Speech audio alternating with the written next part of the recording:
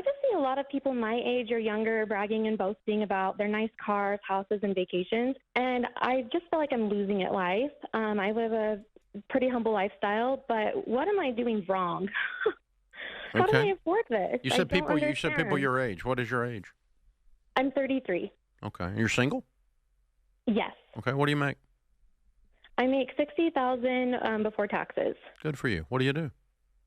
I'm a health educator. Cool. Do you have a lot of debt? I actually have no debt except for my mortgage, which I only owe 140,000. This is the problem that the millennial, your generation, was one of the first ones to really, really struggle with it. It used to be that we would say, "Don't keep up with the Joneses." Have you ever heard that old saying? Of course. Yeah. But the problem was in those days, it wasn't as hard to keep up with the Joneses because they lived next door, and you saw them drive in their car, but you also saw them have a big fight, and you also knew that their kids were messed up, and you knew this and you knew that. So, when they got a car, it wasn't as big a deal because you kind of knew some of the dirt too, right?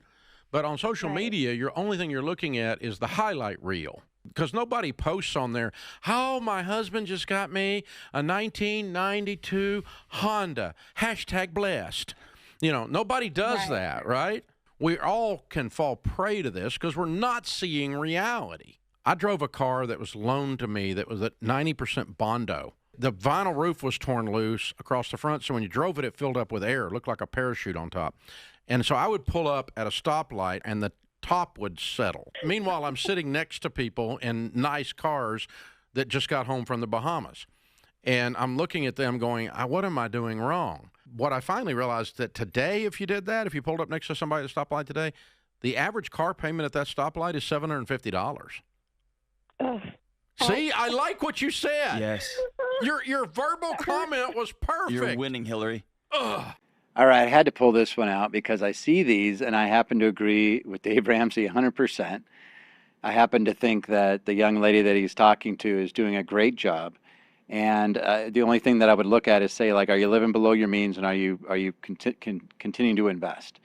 So if the answer is yes, then she's just absolutely aces. But it is a problem of people trying to look rich and it's short-term, like short-term gain. Hey, I look really great. Long-term pain.